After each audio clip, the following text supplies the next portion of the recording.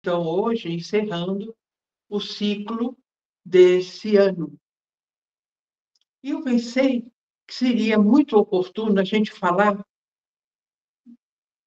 não apenas sobre as reflexões que são fundamentais que a gente faça do que foi, por onde andou nosso coração, como foi que a gente aceitou e enfrentou situações difíceis, como foi que a gente acolheu grandes momentos. Isso é importantíssimo, é o chamado balanço, né, de fim de ano, que nós vamos fazer também. Mas eu pensei de falarmos um pouco sobre Jesus. O que é a mensagem de Jesus para cada um de nós? Como é que essa mensagem que traz no seu bojo uma urgência tão grande, comandos tão poderosos, como é que ela ressoa no nosso coração e na nossa mente? E falar um pouquinho sobre Natal. Como é que surgiu a ideia de Natal? De onde ela veio? Onde se enraizou? Fazer do dia 25 a comemoração do nascimento de Jesus. E o que é para nós Natal? Então vamos lá. Vamos falar primeiro sobre Jesus. Vamos localizar Yeshua ibn Yosef, que esse era o nome dele. Jesus, filho de José. Vamos localizar ele no espaço e no tempo enquanto aqui viveu. Porque ele não está absolutamente submetido a espaço-tempo, sabemos disso. Mas enquanto vivo, enquanto na personalidade de Yoshua ibn Yosef estava. Vamos localizar o Jesus histórico e o Jesus da fé. E no Jesus da fé, como foi que suas palavras foram compreendidas? Como repercutiu naquela época suas ações, como repercutiram em cada pessoa? E como cada pessoa sentiu a mensagem? Claro que localizá-lo no espaço-tempo é apenas para facilitar, porque essas questões elas continuam vivas em cada um de nós, não é? Na verdade, aceitar Jesus como uma encarnação do raio divino, para nós ocidentais, não foi muito fácil. Ainda que ele, como judeu, ele vivesse sob uma religião, uma tradição que acreditava no Messias, o enviado, né? Mas para nós ocidentais não é muito fácil, não é muito palatável a aceitação da encarnação do raio divino. Já para os orientais, especificamente para os hindus, é facílimo, porque na história, na tradição do hinduísmo, desde sempre foi uma verdade, uma certeza que de quando em quando, em cada era, uma encarnação na forma humana do princípio divino universal acontece para criar marcos no processo evolutivo do planeta e da humanidade. Então, vamos lá. No caso de Yoshua ibn Yosef, ou seja, Jesus, filho de José, esse advento aconteceu, segundo pesquisadores e historiadores, um pouco antes ou um pouco depois do século IV, antes do advento, como se partiu depois a contagem a ser feita, né? Uns diziam que ele nasceu em Belém, mas hoje pesquisadores afirmam quase com certeza de que ele nasceu em Nazaré, por circunstâncias históricas paralelas do que acontecia naquela região do corpo da Mãe Terra, nesse período, eles acreditam que tenha sido em Nazaré. Jesus da Galileia, filho de uma jovem preparada no templo, no grande templo por sacerdotes, essa menina saiu do templo para casar, como era hábito nas famílias de castas altas, que era o caso de Miriam ou Maria, como queiramos nós. Elas saíam na primeira menarca, quando menstruavam. E Maria não foi diferente. Seus pais, que eram abastados, tinham entregue ela, pequenininha, para ser formada no templo. E ela nasceu de forma mágica.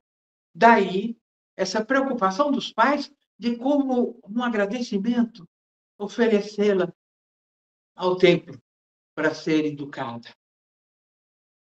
Porque seus pais não teriam condições normais, físicas, de gerar. O pai de inseminar e a mãe de abrigá-la em seu ventre e dar à luz. Não tinha mais idade para isso. Então, Maria nasce também de um milagre, o que pouca gente sabe. Mas se alguém tiver dentro de vocês um interesse, eu tenho profundo, porque eu amo muito Maria, de conhecer um pouco melhor o Evangelho apócrifo de Filipe, conta a história de Maria. Ele se detém nela com um carinho, um amor, um comprometimento de alma muito grande. Então, é interessante para quem tiver, não é? Interesse. Muito bem. Essa menina, ela é dada em casamento para José. E José era um construtor, ele não era apenas um carpinteiro. Vamos dizer assim que José seria um empreiteiro daquele tempo. Porque para nós, carpinteiro, foi uma tradução do grego que não quer dizer exatamente o que ele fazia. Tanto é que é dito na Bíblia que ele se afastava do trabalho.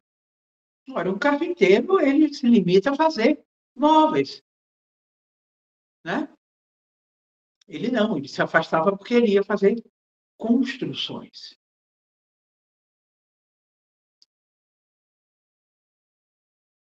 Queiramos acreditar, ou tenhamos dificuldade, ou acreditemos espontaneamente, essa menina, com 13 anos,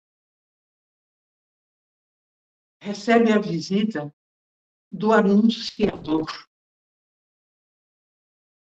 do arcanjo Gabriel, aquele que anuncia. Já imaginou o que era para uma menina de 13 anos receber essa visita?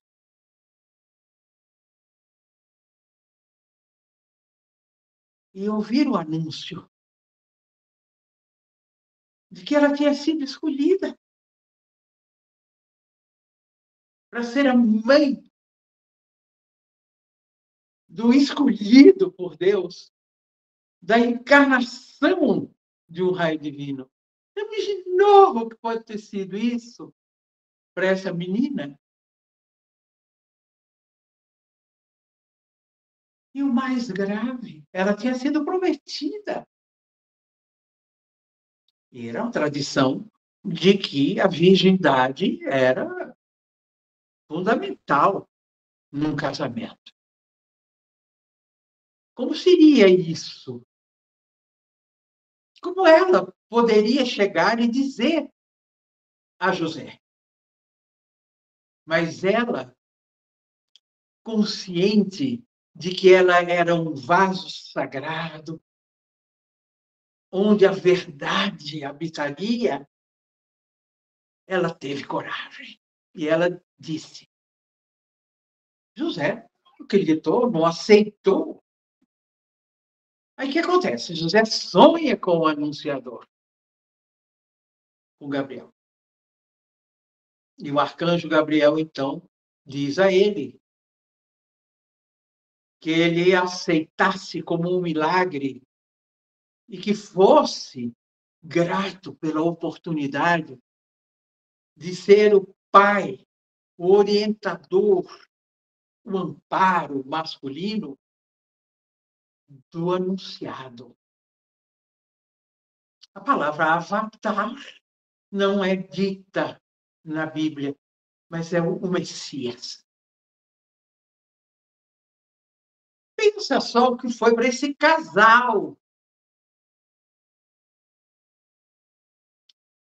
Deve ter sido uma transformação estrutural de consciência, uma coisa extraordinária, uma morte interior de crenças, de tradições, da sua construção de identidade, como digo, física, humana, né?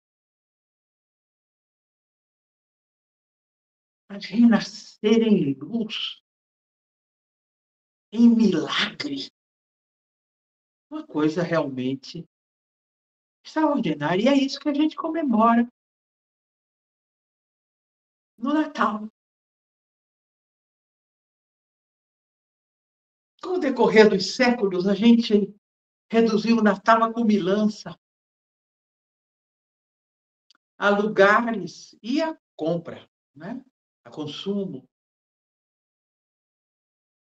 E ainda, com uma hipocrisia imensa, a gente diz que é para imitar os 3 reis magos, levando o ouro, incenso e a mirra. Né? Estaríamos, então, reproduzindo isso. E nessa noite de Natal, é comum, incrível, mas é comum, famílias grandes, principalmente, ao se reunirem, tem sempre um tio, uma tia, que ou bebe um pouco mais, ou escolhe inoportunamente aquele momento para jogar uma sementinha de discórdia. Já reparou? Por quê? Porque a gente se afastou tanto do motivo de estarmos celebrando o Natal, e mais ainda nos esquecemos do aniversariante, se é que ele nasceu esse dia. Porque, segundo sociedades iniciáticas, escolas iniciáticas, como é o caso dos Rosa Cruz, não foi. E realmente a igreja se apropriou dessa data. Por quê? Porque existia uma tradição na Pérsia chamada mitraísmo.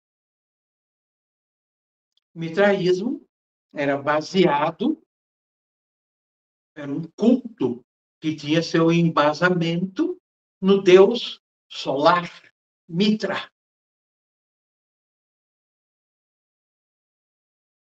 Mitra era adorado como uma força luminosa que derrotava a ignorância. Nada mais poderoso do que a luz para dissipar as trevas da ignorância.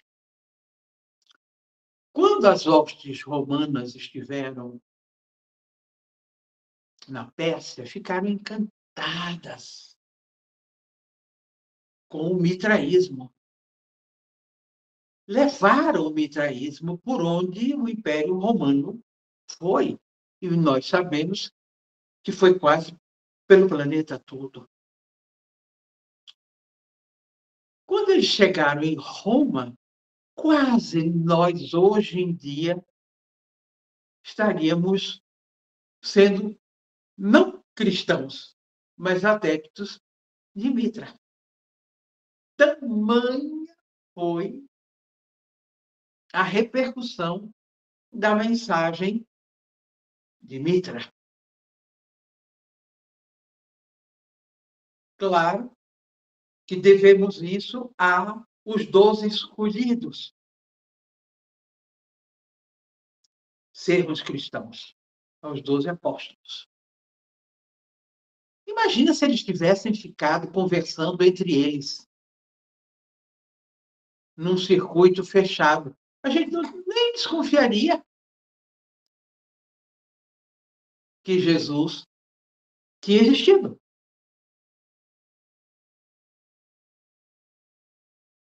Então, vamos ver como é que era a história na Judeia, que era um lugar tão confuso,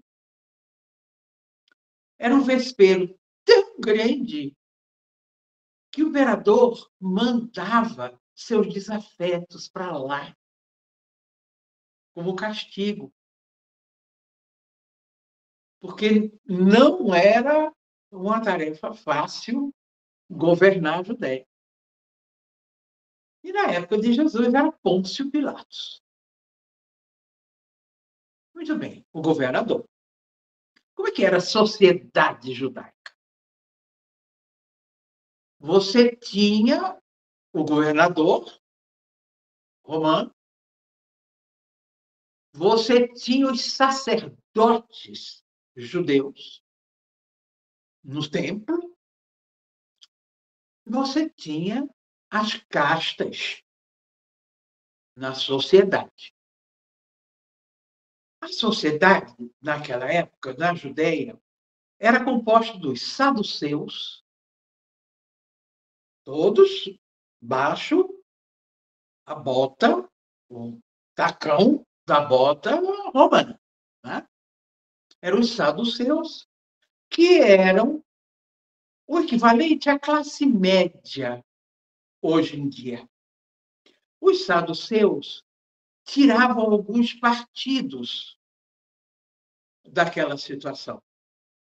Portanto, não estavam muito afim de uma revolução, de uma transformação, de uma libertação. Não, eles conviviam razoavelmente bem.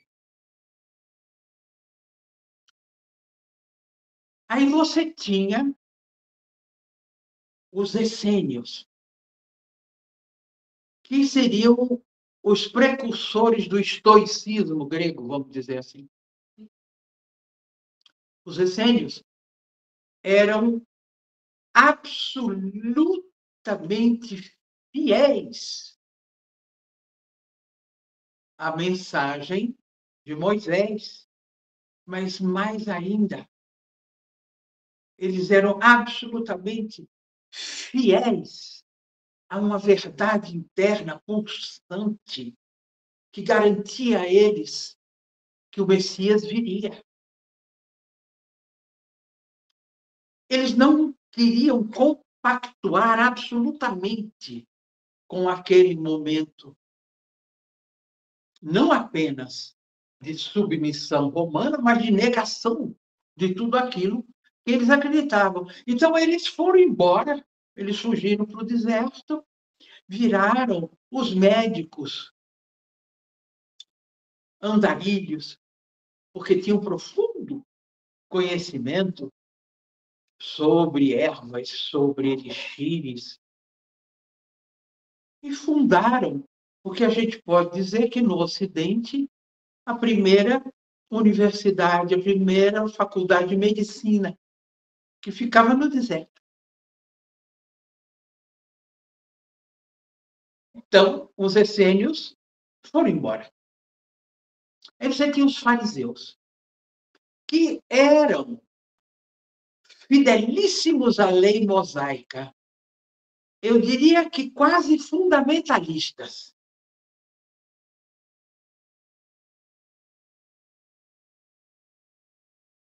E eles não aceitavam essa submissão ao Império Romano.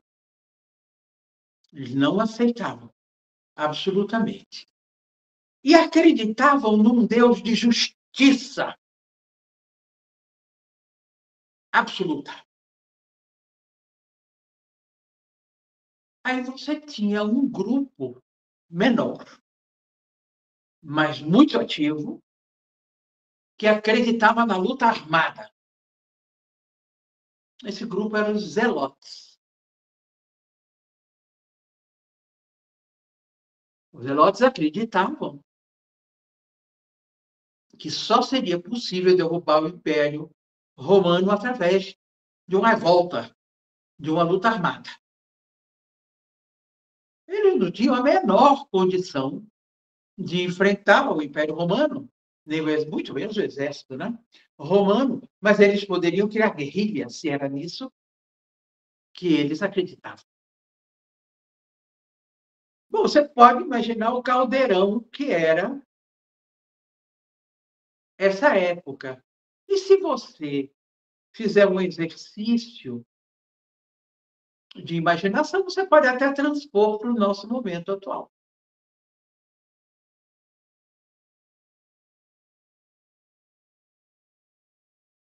Surge Jesus. Alguns estudiosos, pesquisadores, dizem que a raiz da família de Miriam, Maria, era essênia.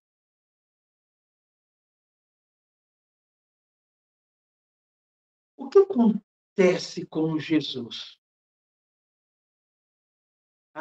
Passa sua infância brincando com outras crianças em Nazaré, aprendendo o ofício de José, até um momento em que ele sente que dentro dele algo existe. E ele tem um impulso irresistível de saber o que é. O que faz ele ouvir vozes, o que faz ele ver o que ninguém vê. E ele resolve entrar no deserto e ele encontra quem?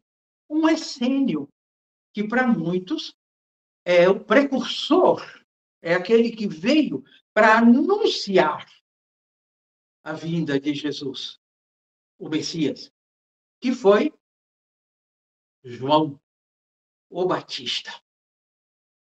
Essênio.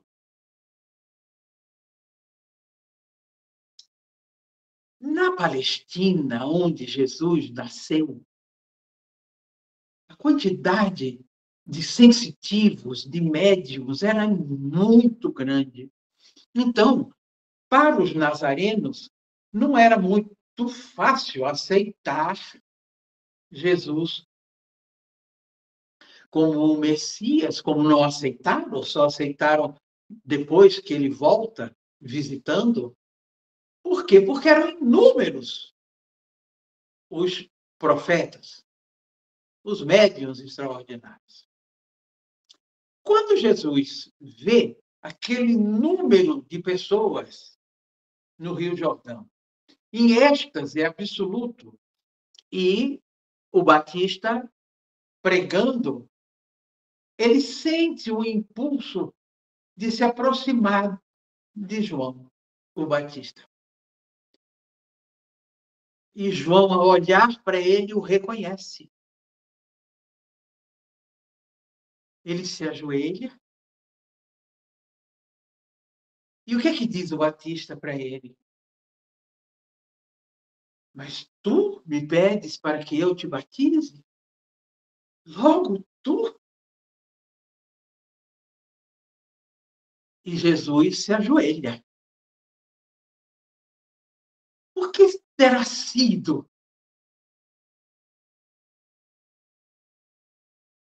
Terá sido um sinal da entrega absoluta à sua missão? Ou porque ele sabia que naquele momento João, o Batista, seria a ponte entre as águas de baixo, ou seja, a vida do mundo, da sobrevivência, da matéria, e as águas de cima, o conhecimento imorredouro, o grande espírito, como era chamado naquela época, era o espírito com E maiúsculo. Né? A Bíblia conta que Jesus viu a Shequina, a pomba, o Espírito Santo, sobre sua cabeça. Para o que é a Shequina, o Espírito Santo, senão o princípio feminino cósmico,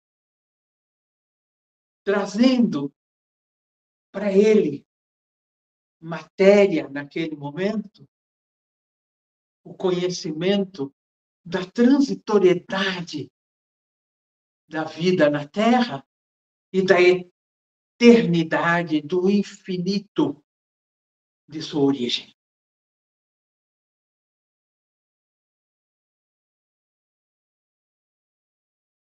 Depois desse batismo, o que acontece com ele? Ele sente uma necessidade profunda de isolamento. A gente falou da Sefirot invisível, da Aat, lembra? Não sei se lembram, que eu me referi no encontro de segunda-feira passada, que é onde significa deserto, isolamento. Né? É quando você se encontra consigo mesmo, sem subterfúgios, sem desculpinha,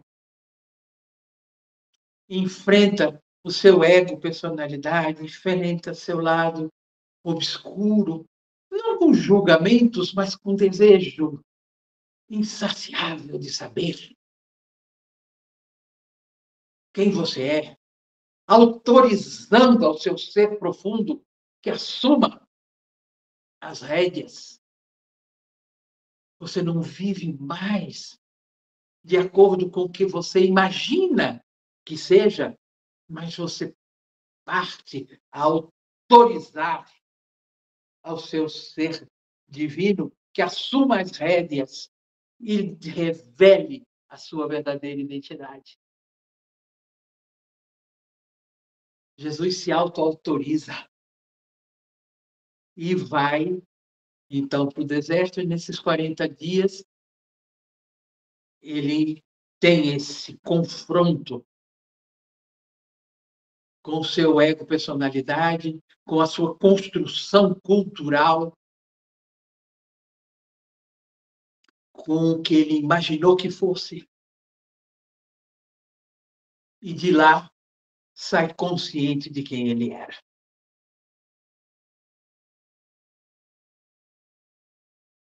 E ao sair, ele sai andando e vai tendo adeptos. As pregações de Jesus, como eu disse anteriormente, e a sua mensagem tem uma urgência, né? Tem um comando revolucionário, realmente. Você imagina, naquele quadro social que eu descrevi para vocês, surge Jesus, que não negava o Deus da justiça. Não, mas ele pregava o Deus da misericórdia, da compaixão. Nossa Senhora, isso aí é uma reviravolta enorme, enorme. Porque compaixão não é pena, como as pessoas pensam. Não, a compaixão é o que nos movimenta amorosamente na direção do outro, sem julgamentos. A piedade estaciona o indivíduo na sua condição, na sua dor, na sua incapacidade, ou até na sua transgressão em relação ao bem, na sua opção pelo mal. A piedade estaciona. Você diz assim, coitado. Pronto, ponto final. A compaixão não. A compaixão movimenta o amor e dá sentido à caridade. A caridade como partilha, em todos os sentidos. A compaixão é revolucionária, porque ela não é conformista.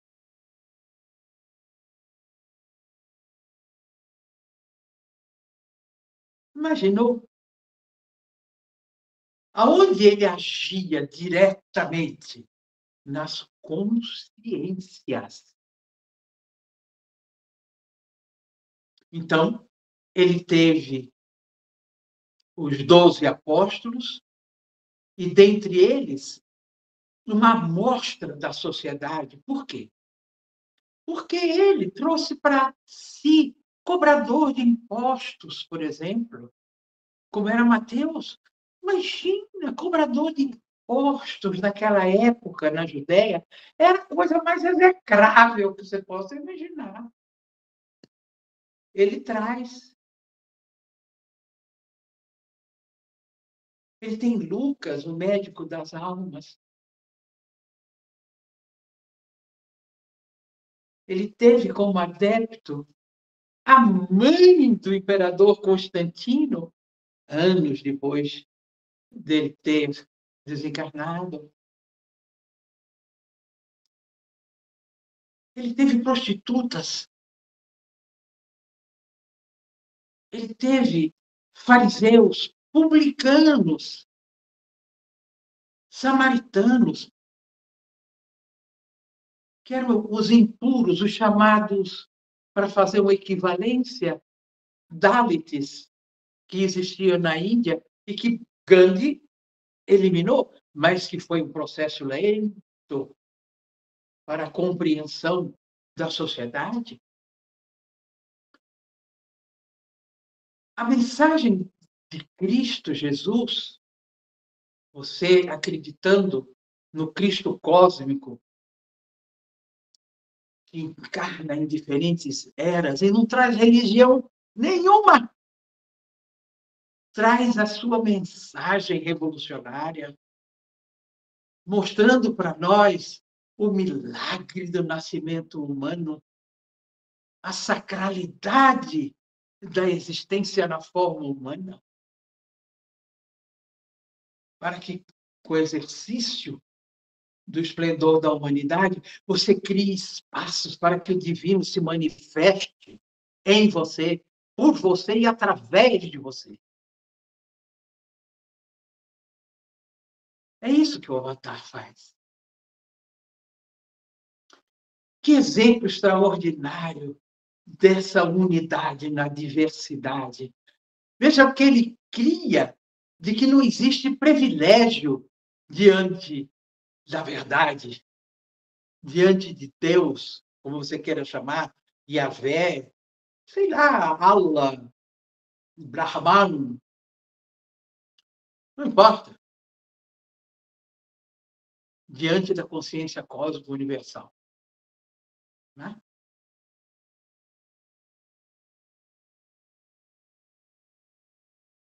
E a gente, há 2.223 anos, contando, não é? Como a igreja resolveu contar, os anos pós-Jesus, ainda não aprendemos isso. Essa mesma mensagem Krishna trouxe há mais de 5.000 anos. Há quase 10, Rama tinha trazido a mesmíssima, só que numa região diferente.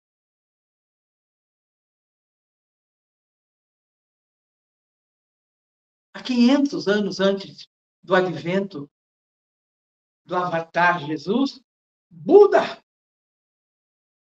também tinha trazido a mesma mensagem. Olha que a gente é duro na queda.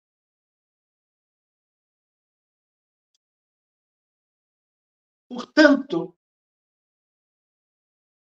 me parece que nessa época, quando se comemora, em 25 de dezembro, o nascimento de Jesus, mas, na verdade, foi mais uma tradição tomada de empréstimo da Igreja Católica, quando se comemorava o Sol Oriens, a entrada do solstício no hemisfério norte. E a gente tomou emprestado e achou que era um momento bom para se comemorar o Natal. E nada mais adequado do que já que o mitraísmo era tão próximo em alguns princípios da mensagem de Cristo, fazer daquela data o aniversário dele.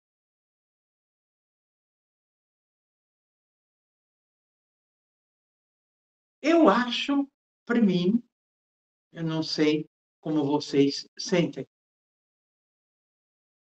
mas eu acho que o Natal, tendo sido tomado e emprestado, não é tão importante assim. O importante é escolher comungar com milhares de pessoas em todo o mundo, até pessoas não cristãs,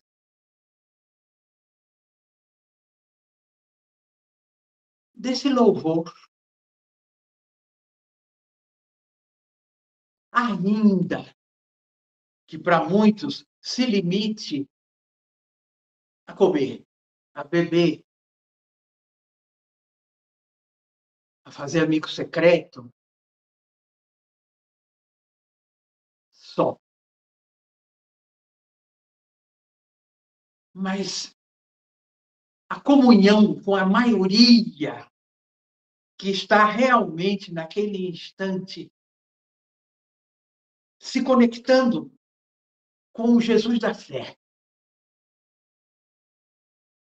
com o que ele disse. Embora muitos nem saibam exatamente o que ele disse, nem conheçam, mas sabem que o que ele disse foi verdade.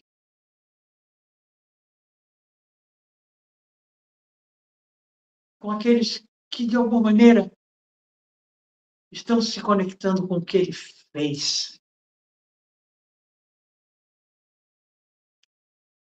com milagres de transubstanciação, quando transforma água em vinho, quando transforma consciências em profunda escuridão em consciências luminosas, quando faz com que Saulo, perseguindo os seguidores de Jesus, caia de joelhos diante de sua luz, ao ouvir dele: Saulo, por que me persegues? Saulo morre naquele momento e nasce Paulo, o pequenino. Em hebraico, Saulo era o príncipe, Paulo, o discípulo da verdade. Pensa um pouquinho. A conexão nessa data deve ser não com os que desconhecem quem ele era, o que ele disse, o que ele fez e o poder de sua palavra, dos seus ensinamentos. Mas vamos nos conectar com aqueles que, mesmo que talvez intelectualmente não entendam, mas que tenham o coração permeável para deixar ser invadido por tanto amor, pelo avatar do amor incondicional. Vamos entrar nessa sintonia e deixar sua mensagem, que foi a mensagem de todos os avatares, inclusive de Satya Sai Baba. Deixar que essa mensagem se fortaleça em nossos corações e que a gente faça como ele, tenha a coragem que ele teve de assumir a fragilidade de sua humanidade quando ajoelha-se e chora lágrimas de sangue, pedindo que afastem dele aquele cálice. Mas diz em seguida: que seja feita a tua vontade. Por quê? Porque ele sabia que tinha uma missão.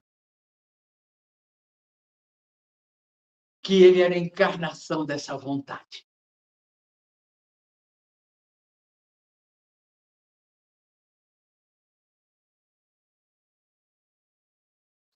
Que cada um de nós reflita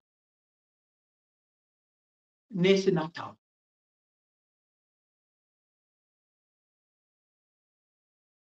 Pergunte a si mesmo: eu autorizo a mim mesmo, a minha essência divina, assumir quem eu realmente sou?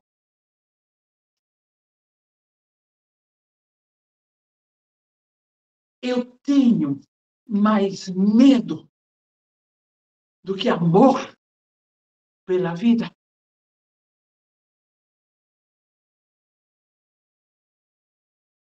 Ou quem eu realmente sou é imperativo para mim? E estou disposta a, como ele, o Cristo Jesus, fazer esse mergulho profundo. Olhar para dentro, sem julgamentos, sem culpa, sem medo. E deixar que o nosso eu divino resplandeça e nos guie nesse novo ano.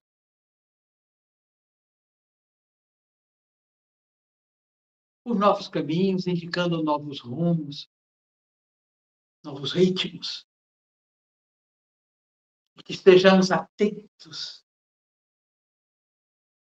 vigilantes, como ele nos ensinou.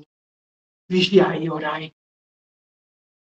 A cada movimento, interno e externo, a cada diálogo entre o espírito e o mundo e assumir conscientemente nosso posicionamento diante do mistério.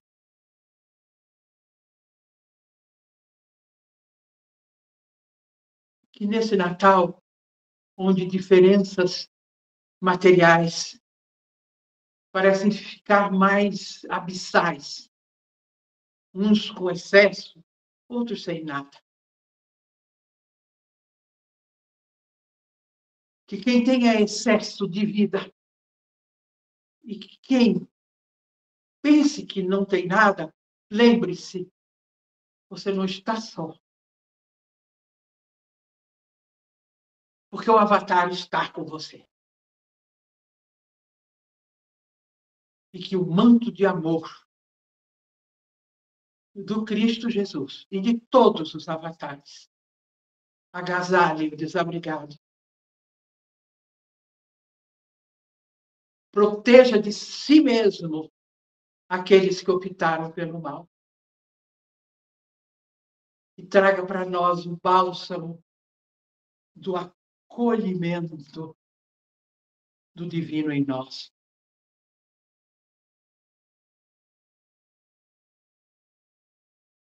Feliz Natal. Feliz renascimento no Cristo Jesus. Feliz renascimento no Deus que te habita. Eu vou pedir que nós façamos juntos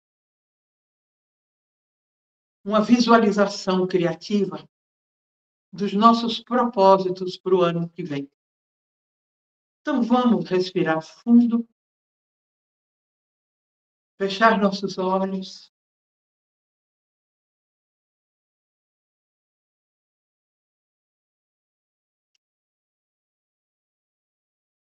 e procurar entrar em contato com a fonte de toda a luz dentro de nós.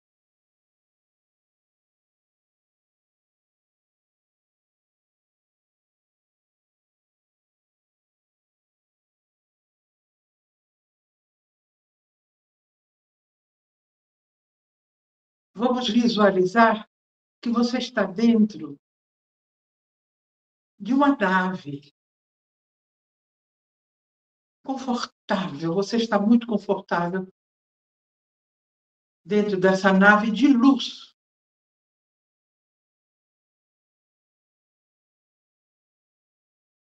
E ela se desloca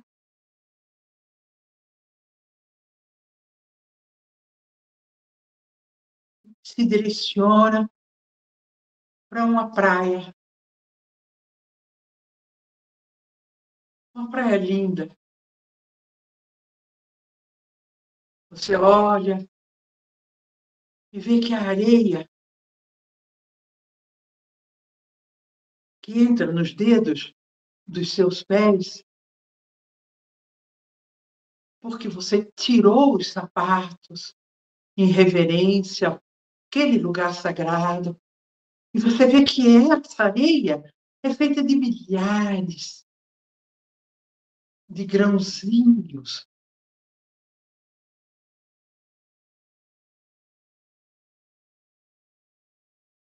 Vermelho escuro, feitos de granada. Você sente o contato com esses cristais e sente que ele sobe pelas suas pernas, joelhos, coxas, e os seus raios se localizam na altura do seu cóccix e formam um círculo, uma roda, cor de granada, esse vermelho intenso, girando, girando, girando, girando, e eliminando todos os seus medos, eliminando suas dúvidas que lhe aprisionam, soltando as amarras,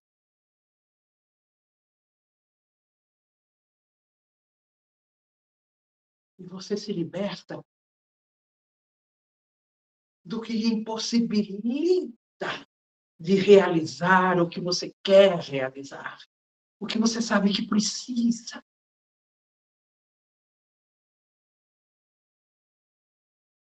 Aí você segue andando. E você vê agora que aos seus pés, os grãos não são mais de granada, são de cornalina, de um cor de laranja intensíssimo. E aqueles milhões de cristais de cornalina também sobem através dos seus pés, pernas, coxas, e se localizam 4 dedos acima do seu cóccix, na sua anatomia sutil, a um palmo de distância de sua coluna. E gira, esta roda gira, gira, gira, e elimina tudo que dificulta que a sua criatividade, a sua sexualidade,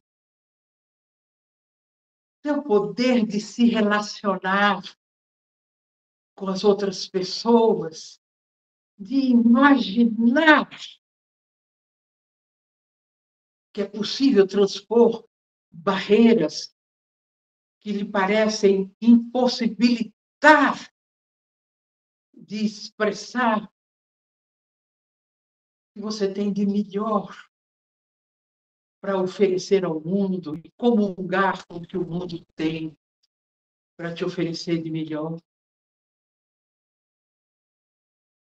Você fica muito grato, grata, e você segue andando, e agora você percebe que aos seus pés,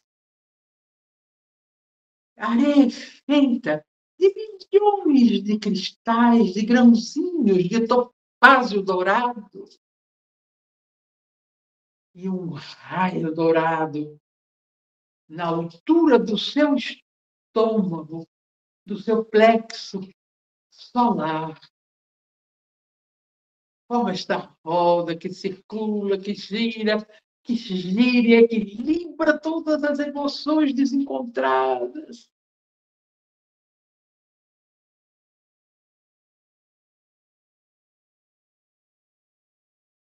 E você se sente em equilíbrio,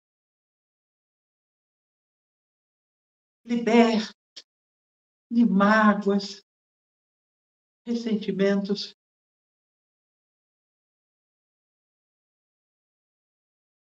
E percebendo que as suas águas internas estão limpas, apaziguadas. Feliz você fica. Aí você caminha mais um pouco e vê que agora as areias são feitas de milhões de grãos de esmeralda, de um verde intensíssimo, e que aqueles raios incidem no seu peito, na morada da alma, e você sente seu coração se expandir, a sua capacidade de amar, de aceitar,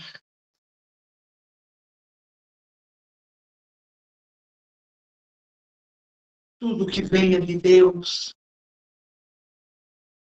de preferir compreender em vez de julgar, que isso tudo aumenta. Você se sente capaz de doar e receber com facilidade.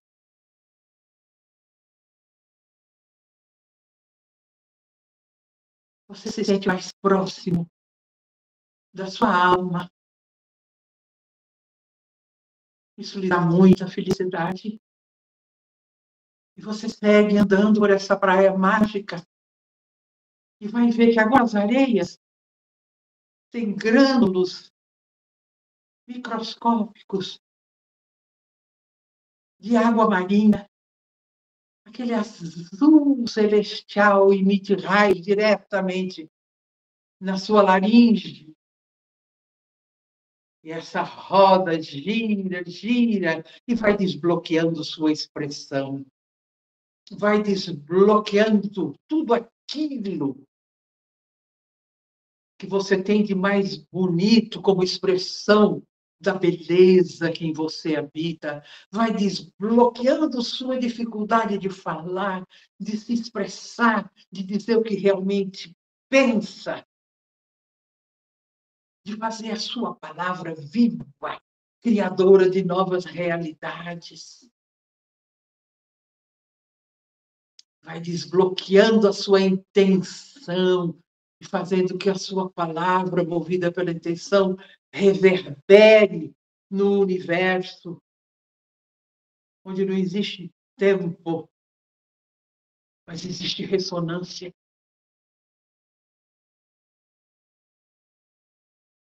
E agora você, muito feliz, caminha mais. E vê agora que aos seus pés está uma areia cor de lápis lazuli, aquele azul cobalto, e os raios incidem no centro de sua testa, banham o centro da sua testa e desperta o seu olho de Horus, desperta o seu olho interno e traz lucidez. Desbloqueia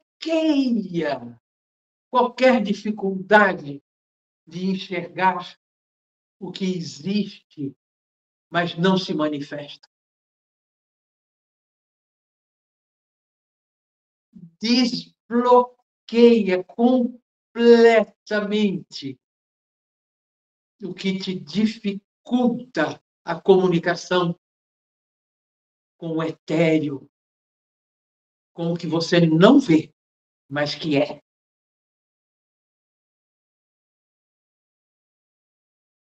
Você está se sentindo mais leve por causa disso. Aí você chega a uma praia onde as areias são feitas de bilhões de cristais de ametista. Aí você olha o mar, naquela praia, esse mar é púrpura, é cor de ametista. Você se dirige a esse mar e, sem receio nenhum, entregue-se, confiante, você mergulha nesse mar cor de ametista. E você percebe que esse banho é libertador. E você dele emerge, visualizando no topo de sua cabeça uma grande flor de lótus de 1000 pétalas. E um raio da cor do arco-íris, onde todas essas cores se fundem, penetra no centro de sua cabeça, desce por sua coluna e ancora na Mãe Terra.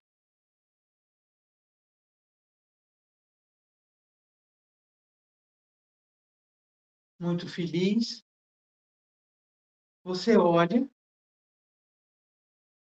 que desse mar, dessa praia multicolorida, surge, vindo das ondas, uma garrafa. Uma garrafa vazia.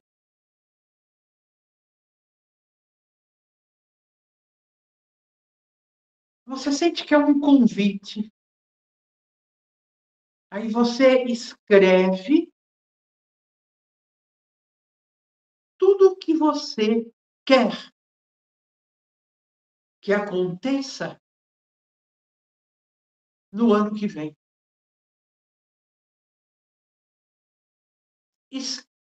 Escreva num papel de seda imaginário.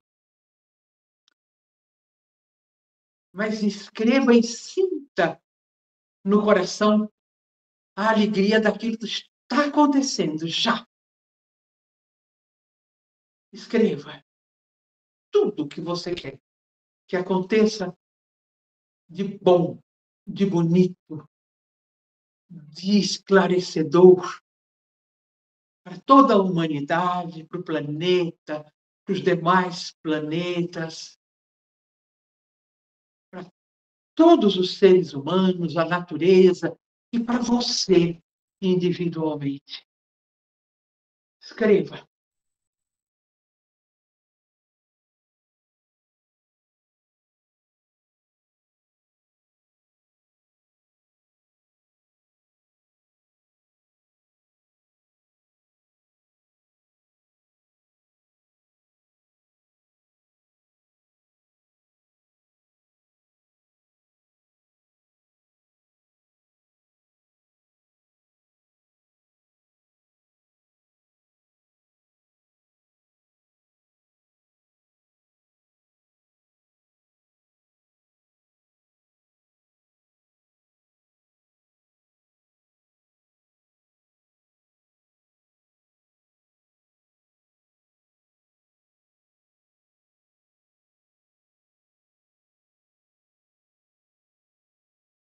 Se já escreveu, coloque esse papel dentro dessa garrafa.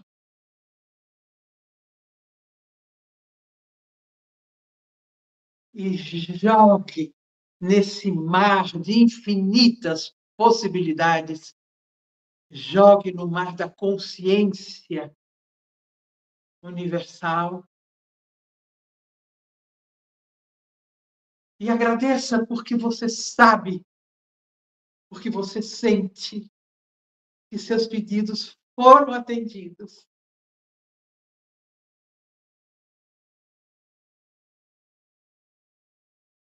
E em profunda gratidão, você vai voltando da areia cor de ametista, passa pela areia de lápis lazuli, de águas marinhas,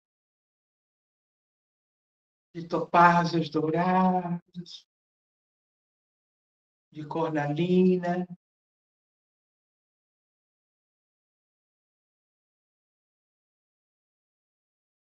passa pelas suas areias de granada e se dirige outra vez para aquela nave de luz. Seu coração está transbordante de gratidão. Você senta, essa nave decola e mais uma vez deixa você onde você está.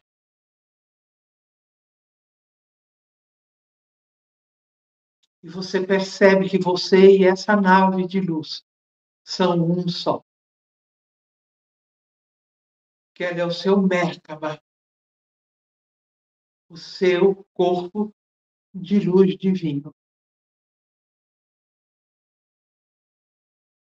E você sabe que essa viagem você pode fazer sempre que sentir o chamado.